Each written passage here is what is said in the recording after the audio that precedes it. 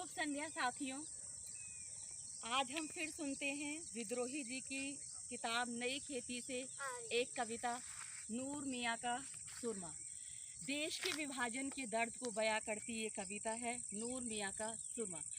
आप लोगों के लिए तो ये कविता होगी, लेकिन मेरे लिए ये लोरी हुआ करती थी। सोने के पहले इस कविता को ज़रूर सुनती थी और शुक्रिया और धन्यवाद सोशल मीडिया को कि आज भी मैं इस कविता को पापा की आवाज़ में सुन पाती हूँ और एक अच्छी नींद मुझे मिल जाती है।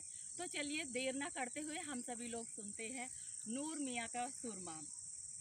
आज तो कोई चाहे विक्टोरिया छाप काजल लगाए या साध्वी रितंबरा छाप अंजन, लेकिन शुद्ध देसी घी का सुरमा तो नूर मियाँ ही बनाते थे। कम से कम मेरी दादी का मानना तो यही है। नूर मियाँ जब भी आते थे मेरी दादी सुरमा ज़रूर खरीदती थी। एक से एक सुरमा आँखों में डालो और आँखें बादल की तरह भर्रा जाएं, आँखें गंगा जमुना हो जाएं, सागर की तरह लहरा जाए बुढ़िया की आँखें, जिनमें कि हम बच्चे झांकें तो पूरे का पूरा दिखें। बड़ी दुआएं देती थी मेरी दादी नूर मियाँ को और उनके सुरमे को।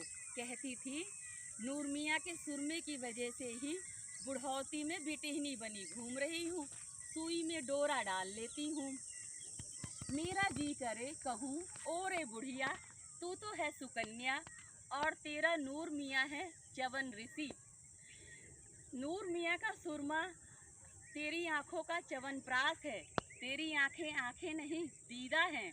नूर मियाँ का सुरमा सिन्नी है, मलीदा है।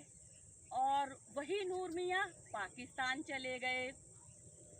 क्यों चले गए पाकिस्तान नूर मियाँ? कहते हैं कि नूर मियाँ के कोई था नहीं, तो क्या हम कोई नहीं होते नूर मियाँ के? क्यों चले गए नूर मियाँ पाकिस्तान बिना हमको बताए, हमारी दादी को बताए? क्यों चले गए नूर मियाँ पाकिस्तान? अब ना वो सुरमे रहे और ना वे आँखें रही। मेरी दादी जिस घाट से आई थी उसी घाट गई। नदी पार से ब्याह कर आई थी मेरी दादी और नदी पार ही जाकर जली।